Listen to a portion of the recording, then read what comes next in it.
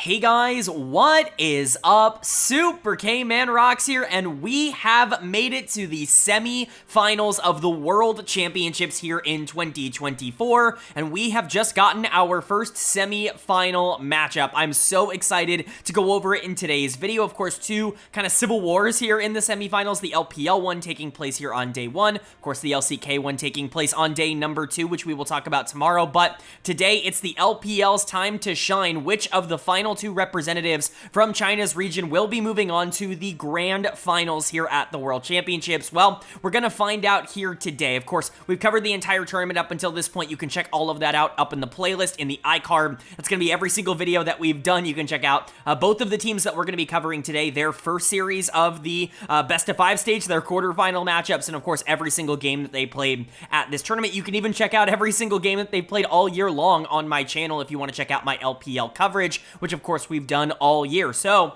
let's get right into it. I don't want to waste you guys' time too much. There are a couple of things I do want to talk about quickly. First, obviously, these videos usually come out a lot quicker than this. This is multiple hours after the games end. Usually, I'm recording them as I'm watching the games, but I was out today. I apologize for this video coming out a little bit later, a couple hours later than normal, but also, we're very close to 2,000 subscribers. I don't know how many of you guys that are watching the videos are not subscribed, but if you've been enjoying my Worlds coverage or enjoying my coverage all year long and you don't know if you're subscribed, it would really mean a lot to me if you went down there and hit that subscribe button. I basically never ask for that at the beginning of these videos, and if you haven't seen my content before, yeah, go ahead, wait 5, 10, 15, 20, whatever minutes, and if you're enjoying the content, it would be really nice if you subscribed after that, but we're getting very close to 2,000, and it's always good to see if we can hit that before the end of Worlds. It's a pretty ambitious goal, but I definitely think it's possible. So, with that out of the way, let's jump into the actual analysis. Of course, if you are new here, what we are going to do is go game by game in this best of 5, talking about the advantages and the disadvantages that each team was able to generate. I'll be giving a player of the game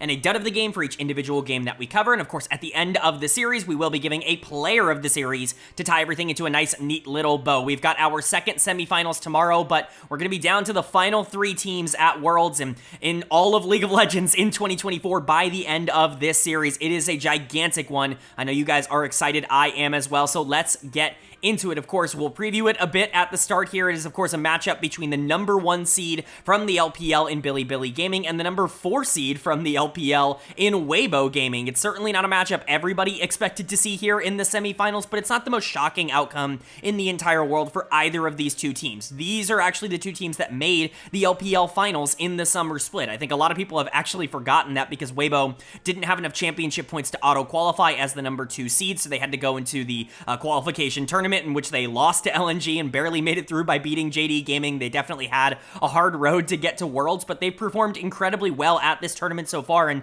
some would argue even better than Bilibili Gaming. I'm not necessarily going to go that far. BLG has always kind of struggled in best of ones, and that was where they faltered in the actual Swiss stage of this tournament before they qualified for the best of 5 stage, but BLG's biggest accomplishment on their resume right now is taking down Hanwha Life in the quarterfinals. That's a gigantic win for this team. That was the number 1 seed from the LCK that they were able to dispatch, and quite frankly, they were just the better team in that series, which is a super encouraging sign. I know there's still a lot of people that are concerned about Bilibili, but honestly, I came out of that series feeling very confident that they are favorites going into this. It's not to say they're guaranteed to win or anything like that, but you have to consider them the big favorites, not only because they've beaten Weibo Gaming every single time they've played over the course of this year, but because on paper, this is one of, if not the scariest team in the entire world. Even with, you know, whatever's going on in the jungle, whoever they want to play, it doesn't end up mattering because both players are so good. You've got a 6-man roster full of elite level player. Shun has actually been incredibly good at this tournament, in my opinion. I think he's been pretty phenomenal at Worlds. I've always been a big fan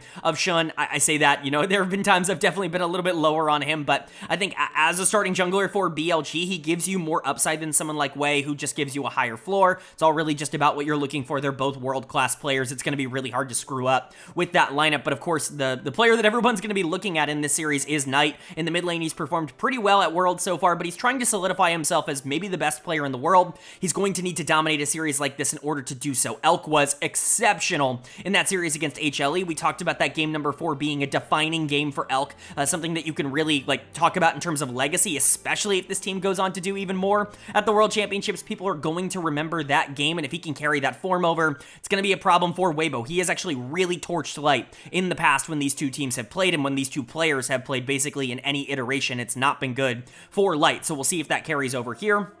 And of course, Bin in the top lane, for my money, the best top laner in the world. I don't think a lot of people are going to argue that as much as they would at the beginning of the year. I think generally we all can just kind of agree that Bin is ridiculous, but he's starting to get to the point where, a win in a series like this, we're starting to talk about him as one of the best top laners of all time. I mean, he's already one of the best. He's already, top 3, top 4, somewhere in that zone, but we're really starting to talk about him as is he the best top laner of all time if he can really solidify his legacy at this World Championship? So quite a bit on the line for Bilibili, but they've already proven that they are up to the task, at least domestically. But Weibo has been on fire at this tournament. They continue to overperform when they get to Worlds, and there's really no reason to believe that that's not going to happen here. I think the interesting dichotomy between Weibo and Bilibili is Weibo's one of the few teams that, even with Shun in for BLG, is just more aggressive than Bilibili in the early game, or at least typically that's what they've been domestically. Now, that's not exactly been how they've won games here at Worlds. They've actually slowed down their pace quite a bit in comparison to what they were domestically, which is by far the most aggressive team in the entire world, but a lot of that has been actually putting Tarzan on late game carries. It's not something they were doing a ton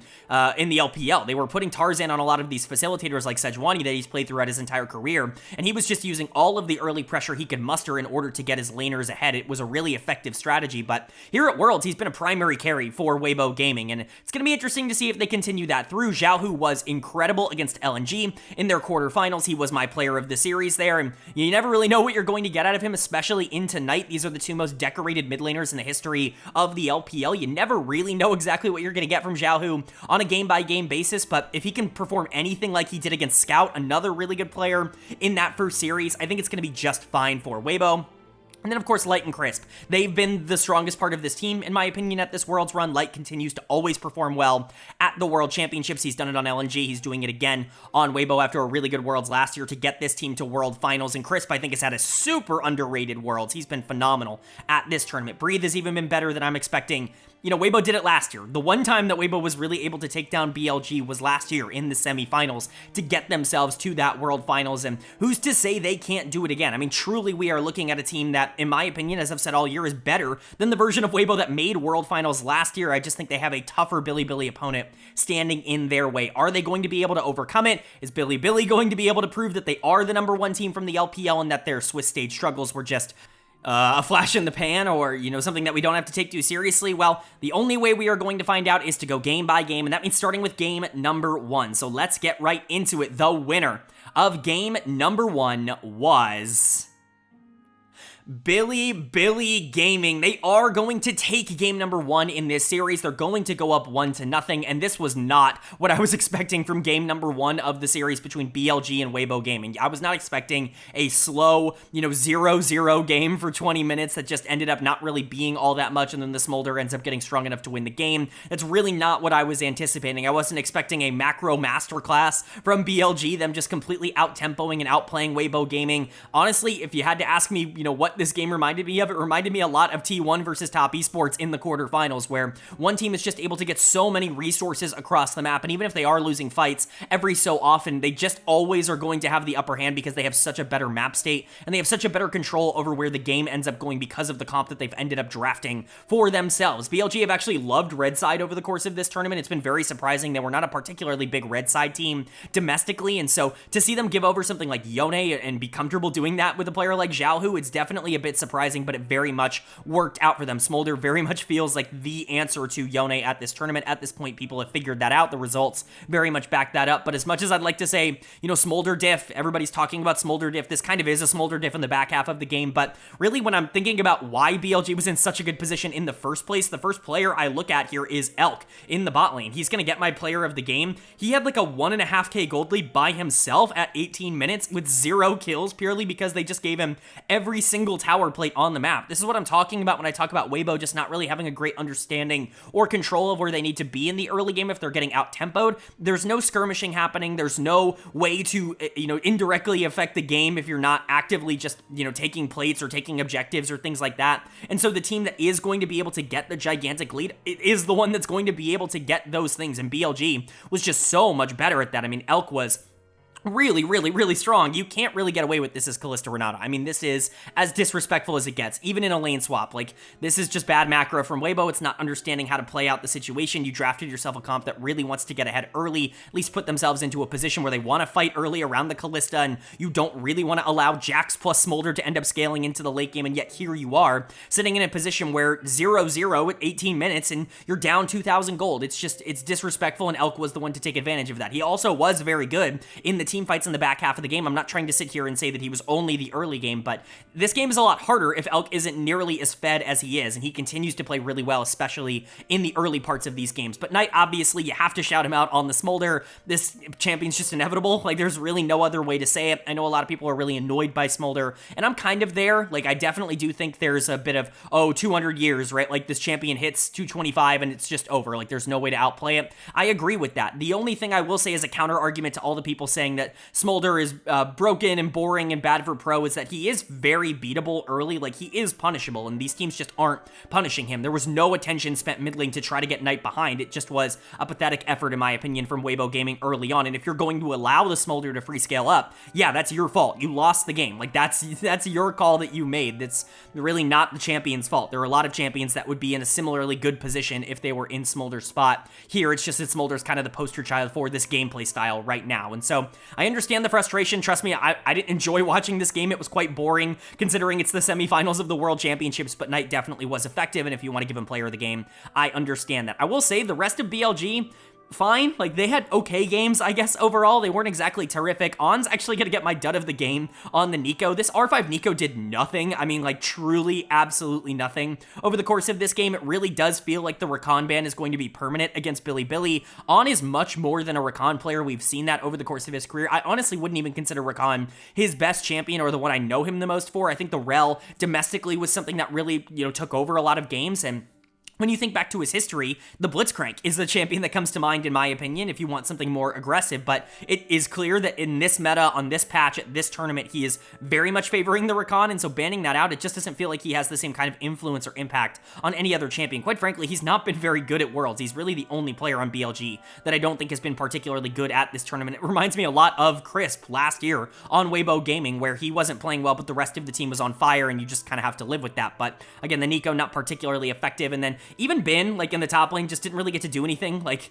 Gigabin on Jax is supposedly supposed to take over the game. I mean, he didn't really have to do that here. Shun was fine. I mean, it was an okay Skarner game, but certainly not one that I thought was exceptional. This was Smolder scaling up and winning fights in the late game, and Elk being super far ahead in terms of gold on the Kalista to make things a little bit easier. It was the carry duo for BLG that pushed them over the top, and mostly the macro. I mean, just completely controlling the map, very T1-esque, if we will. And then for Weibo on the other side, I mean, this is just a pathetic display, in my opinion, in game number one. I'm actually very low on what they put out here. They were able to kind of bring some stuff back in the mid to late game here because they are talented. Like, they can fight. They're in good positions. Even players like Zhao Hu that I don't think had particularly great games. Like, there were moments where they looked excellent. Tarzan, I thought, had some pretty good fights here on the brand that champion can do a ton. Light was never really in a bad position. They just put themselves in such a deficit, such a hole early on. You're asking a team that really wants to find mid to early game skirmishes with things like Yone, with things like Kalista. You're asking that team to go 5v5 from down 2,000 gold against Smolder and Jax, and it's just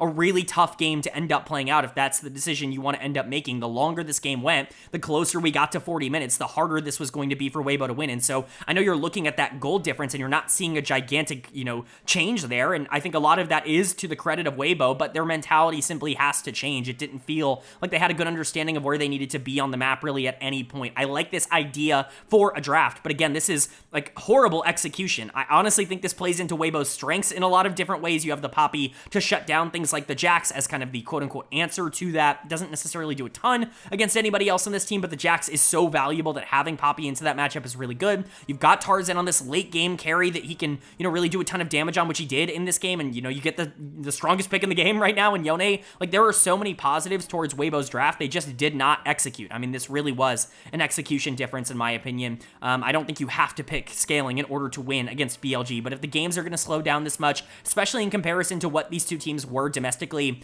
you got to be able to adapt to that. So we'll see what happens with Weibo in game 2, but BLG, if they go up 2-0, that's a nightmare for Weibo Gaming. So big game number 2 from both of these teams. Which team is going to be able to take it? Well, the winner of game number 2 was Bilibili Gaming. They are going to take game number 2. They are going to stay up in this series and push it to 2-0, and Weibo Gaming is on series point going into the third game of this series. It's not where they wanted to be, but quite frankly, they're just getting outplayed right now. I continue to not hate Weibo's drafts nearly as much as it seems everybody else is right now. It seems that the sentiment online is that Weibo is getting completely outdrafted in these games. I do think Weibo's comp is significantly more difficult to execute. I do not think it's easy at all. You have to win early, you have to play aggressive, and you have to be able to get a ton of gold onto the priority targets, most notably Lucian in this game, but they're just not able to do that. Bilibili is a lot more secure in their ability to play out late game team fights. That should be obvious just from looking at these two teams, but especially going with Elise on B5 and really shaking that up, flexing the Maokai into top lane as this quote-unquote answer into the Jax because he can build armor and just play safe.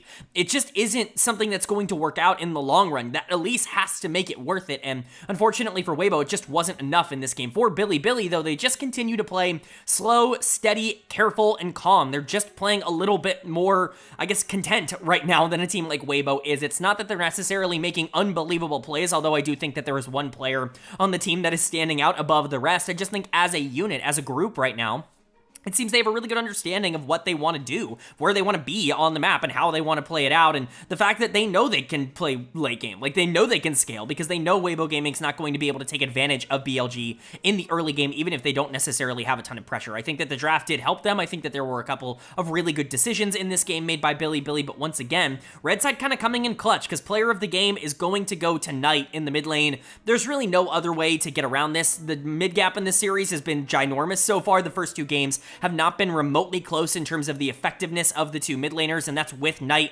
being on red side, typically not a great side for mid lane at the current moment. Syndra also not really a champion that I've been on board with, we'll just say, over the course of the last few weeks. I've actually kind of been on the anti-Syndra hype train over the course of this tournament. She's not performed well. I didn't expect her to perform entirely well at the beginning of this tournament. I talked about Orianna being much better than Syndra. That has definitely carried over, but as an answer to Lucian, specifically as something that can play safe and scale into the late game against things like Elise plus Kalista, even the Lucian more of an early / mid game, type of champion. Yeah, Syndra all of a sudden becomes a lot more valuable, a lot more high priority because she's not really punished nearly as much. And so credit to Knight for just being so much better than Xiaohu. There's really no other way to say it. The mid gap, like I said, has been enormous, and Knight is the biggest reason for that. As bad as Xiaohu is playing, Knight is playing even better, and this has basically always gone in favor of Knight. This is a very positive matchup for BLG, but it's the rest of the team that I think really supported him well in this one. I think Ben had a much better game on the Jackson game 2 than he did in game 1. Again, not that he was bad at all in game 1, just that I think game 2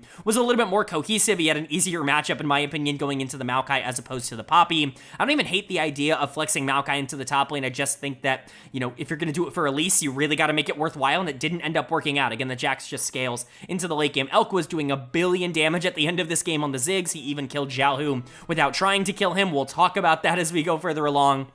On was much better in game number 2, going to the Rel. I know that he's kind of been called a Rakan one-trick at this tournament. It's just not who On has been over the course of his career. Again, I talked about this after game number 1. Rel has probably been his best champion over the course of this year, at least in terms of performances. I don't understand why this team is not just insta-going to this in a lot of circumstances. I think this champ is really strong in a lot of different comps. Like, I don't think you need to draft around it. It's not super specific, and On's really good at it, and he had another really good game here. I think Shun, he continues to be fine. He's actually been pretty solid. Again, like, I think he's had had a good tournament. He's been good ever since he was put in for BLG, and he raises the ceiling of this team if they ever do need to carry, like we saw with the Kindred and, you know, some of the previous games here at Worlds. And so generally BLG just feeling very calm and composed. It's not like they're playing bad. I don't think they're playing phenomenal, but they're certainly playing better than Weibo, who is just backing themselves into corners. Again, a lot of people are going to criticize the draft, but this is a winnable draft, I think, if the teams are switched. But the problem is that this team is just not able to get early leads consistently enough to be able to win, and BLG opting into that scaling is really punishing Weibo. Xiaohu being awful in this game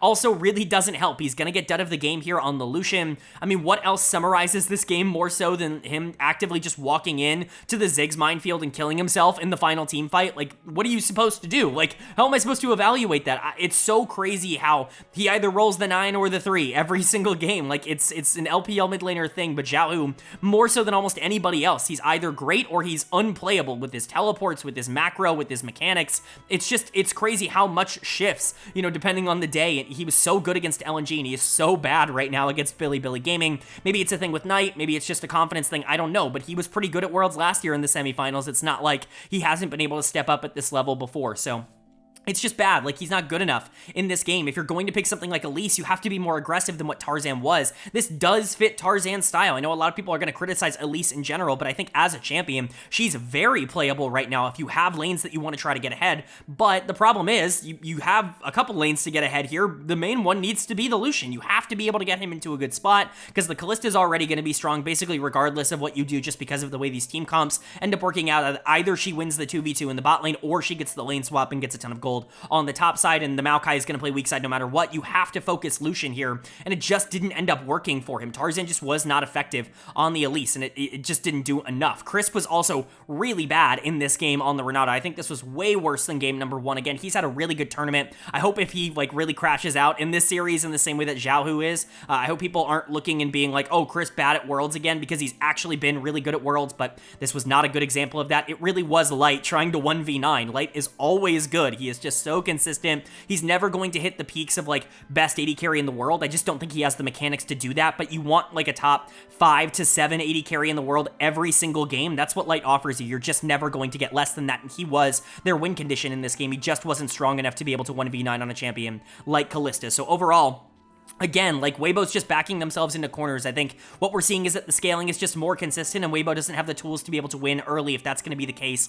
you have to pivot in draft. But for Bilibili, they just seem to have cracked the code. They're not even doing anything exceptional. They're just playing very safe, standard League of Legends, and it's causing them to get such gigantic leads and be in such nice positions that there's really no way for Weibo to be able to fight back. If they can do it once again in game number 3, they are going to be waltzing their way into World Finals. But Weibo, they don't want to go down without a fight. They want to put up something and not go out with a whimper in game number 3. Are they going to get swept out of Worlds after their fantastic run, or are they going to be able to push us to a game number 4 and keep this series alive? Well, the winner of game number 3 was Bilibili Gaming. They are going to take game number 3. They are going to take this series in a clean 3-0 sweep. And quite frankly, they dominated this series. There really was not a moment where it felt like they ever lost control. It never was up in the air. It never felt remotely close. This was an utter stomp coming in from Bilibili in the semifinals of Worlds. I talked about it in the previous series when we were talking about Hanwha Life versus Bilibili Gaming. We were kind of mentioning that whoever won that series was likely going to be making World Finals. Both Weibo and LNG are likely weaker than both Bilibili and Hanwha Life. And unfortunately, that did kind of prove correct over the course of this series, because again, there just really was no pushback coming in from Weibo Gaming. I really respect what Light did here, and I really want to hype up his gameplay and what he was able to do. We'll talk about him a bit more when we get to the Weibo section, but in terms of World semifinals and like interesting series, we hope tomorrow's going to be a little bit better, because this was just not even remotely close. Bilibili just absolutely eviscerated them. Player of the game in game number 3 for me is going to go to Shun here on the Skarner. I thought he really was kind of the difference maker in this third and final game. He completely outplayed Tarzan. The Skarner in general, very strong throughout this series, and I think Jackson Skarner as a priority on the red side for Bilibili ended up being the right call for basically the entirety of this series. There really was a lot of, I guess, a successful priority created and generated from those two, mostly because the players are just so comfortable with those two champions in particular. But They definitely were the better of the two in this matchup. I mean, Shun continuously looks like one of the best junglers at Worlds in the limited time that he's been playing. Ever since being reinserted into the lineup, he has been everything that this team has asked him to be, and then some. I honestly don't see any reason to go back to Wei unless they're down like 0-2, getting obliterated in finals. There really just isn't going to be a lot that could convince me that it's correct to put, to take Shun out at any point. His upside is just way too high in terms of the performances that you could get, and if he's out jungling Tarzan in a series like this, if he's just out pathing, out early gaming Tarzan, that is as good of a sign as you are going to get that this guy can win you the world championship. This guy is absolutely good enough. This was another phenomenal performance. Bin was, of course, excellent here on the Jax, but player of the series, I mean, come on, this is a very easy call. It's got to go to Knight in the mid lane. There really was nobody else that could win this award for the semifinals here. Knight made finals. I'm so excited, and obviously we'll talk about it a bit more at the end of the video, and we'll talk a bit more about Bilibili making their way to the grand finals here, but Knight has earned this. I mean, this is kind of the icing on top of the cake of what is likely the greatest career in LPL history. He's now made his first world finals, and, obviously he really paved the way to get there. He's been so good at this tournament. I think I saw that he's played like 11 or 12 unique champions at this tournament already. I mean, his champion pool is ginormous. It always has been, but for him to be able to win so consistently in multiple different circumstances, hell, he pulled out the Akali here, something we really haven't seen since the play-in stage, or like the beginning part of the Swiss stage, and he still made it look like it was so broken into the strongest champ in the game in the Yone. It's ridiculous. I mean, this guy is just so much better than everybody that he's playing into. This was a gigantic mid gap, easily the biggest gap of this entire series, and I'm honestly just really happy for him. I know that there have been a lot of haters, because generally when you're considered like the new top of the standard, like what, Chovy or Knight or whatever, right? Like the next generation of the top players in the world, there's always going to be people that are like overrated, overhyped, doesn't deserve it, especially because Knight hasn't had that world success that a lot of other players around him have been able to have. And, generally speaking, you're talking about teams that have not been able to make it work. He's never been able to make that world finals, but here he is not only making it, but leading his team to the world finals, joining Bilibili as the only new addition in the offseason and being the player that ends up getting them over the hump, making them back-to-back LPL champions, getting them to an MSI final, and now getting them to a world final as well. Knight's legacy is getting secured on a daily basis. Every single game at this tournament, it is growing and growing, and all we are seeing is the emergence of what is probably going to go down as one of the greatest League of Legends players of all time. Of course, we already talked a bit about the top side of the map, but it's not like Elk and On were bad at all. In fact, they were excellent. Elk was really good in this series, at times a bit overshadowed by Light, if only because Light had so many less resources, but don't let that take away how good Elk was, especially in that game number 1. Still very good on the Kai'Sa in game 3, and On was definitely the better of the two supports here today. Crisp just didn't have the prio and the pressure to be able to do much. He had a really bad series, but Bilibili just being better than Weibo across the board. There's really no other way to say it. Shun completely out-jungled Tarzan. Bin completely outplayed Breathe. You had Elk and On that looked phenomenal in the bot lane matchup, and Knight playing like the best player in the world. This is everything you could ever possibly ask for Bilibili Gaming, an organization that has tried over and over and over to get these super teams together, that has tried to get to the mountaintop. They have finally reached it here, and they've made their first ever world final. For Weibo Gaming on the other side, it will not be back-to-back finals appearances for them. They really gave it their best shot. Maybe not today, but over the course of this tournament. The fact that this team is in this position at all is ridiculous. Again, they barely made it to Worlds in the first place. They were one game away against JD Gaming, against Ruler and Kanavi, from being knocked out of this tournament at all, from not even making it in the first place. And so, for Light to be the one to kind of push them over JD Gaming, and for him to be the only one that continues to play well here in the series, in the semifinals against Bilibili Gaming, it's just really interesting. Light was phenomenal, and there's absolutely no negativity that should be shed on to him. He had a fantastic series, and I think it's just unfortunate the way things went down. I also think someone like Tarzan is going to get a little bit too much hate for this series. I don't think he was the problem here for Weibo. Shun was definitely better on the other side. I'm not trying to take that away from Shun, and I'm certainly not trying to say that Tarzan was perfect, but this was not his fault. I think the other three players really kind of let the team down, mostly Xiaohu, who's going to get dud of the game. I don't give dud of the series, but if I were, you probably know who I'm giving it to. I mean, this guy just got completely outplayed in the mid lane. He got Yone 2 games and got blasted on both of them, and then was given Lucian, essentially picked Lucian, his best champion, in game number 2 and completely inted on it. This was just not a good performance from Xiaohu. This is not a player that I'm going to try and sit here and be like, this is historically how he performs at Worlds. I know Summer Xiaohu was always a bit of a meme, but the guy made World Finals last year, and he was a huge reason why that team ended up doing well in the semifinals last year. And so I'm not going to sit here and say that, more to add to the the Xiaohu hater legacy, but, you know, this is kind of something you get every so often with him as a player, and you just kind of have to live with that. But Crisp was the other player that I think really did not play well here today. I really, really hope, as I said in Game 2, that this kind of performance doesn't overshadow how good he was for a majority of this tournament. They do not get here without Crisp being what, honestly, probably the best player on this team across this tournament. I mean, Light was really good too. It was the bot lane that was the best lane on this team throughout this tournament. But again, Crisp was only really bad here in the semifinals. He was super integral towards them even making it out of the Swiss stage in the first place, and I think a lot of people are going to forget that just because he didn't play well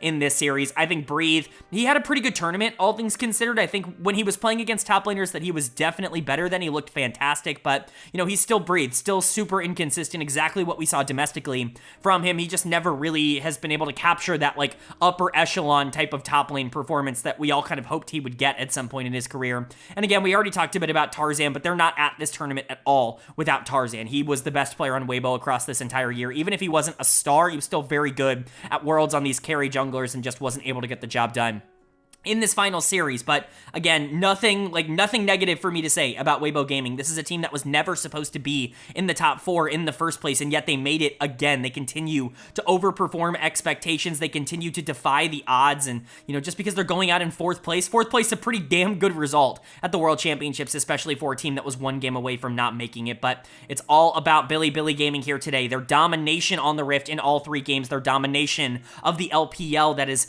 gotten them here, you know, gotten them to the World Finals. It's going to be up to them now to see if they can secure it for the LPL. The LPL historically does very well in Paris. We'll see if that continues here, but Bilibili Gaming definitely has as good a chance as anybody else at this tournament to be able to walk out of it hoisting the Summoners Cup.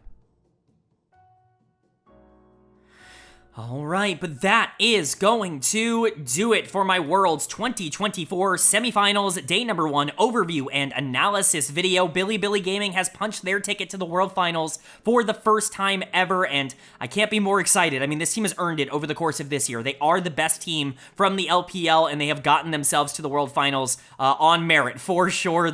One of the best players in the world is playing in the mid lane for them, and they've got a very well-rounded roster around him. But who's going to be joining them? I guess we will see tomorrow, because it's the LCK's turn to step up. It's T1 taking on Gen G. This is obviously a very hyped matchup. It's the 2 premier organizations out of Korean League of Legends. It's the organization that kind of has run Korean League forever and League of Legends in general forever in T1, and the team that has dominated Korea, especially in recent years. I mean, the team that has really been the pinnacle of the LCK in Gen G. You couldn't have asked for a better matchup here. Chovy versus Faker. You know, heavy is the crown, right? This is exactly living up to the hype and the expectations that we could have asked for. Who do I think is going to win? I think it's a really tough series to predict, but honestly, how can you not pick Gen G? I know that feels very strange. T1 looks so much better in the quarterfinals. Gen G barely got past FlyQuest. They looked like they were going to lose that series at times, but I mean, when you look at the historic matchup between these 2 teams, especially recently, it is just a disaster for T1. Now, that's not to say that I'm not expecting them to get some sort of Worlds buff. If you're really ever wondering whether or not T1 should be favorites, oftentimes you should just lean towards yes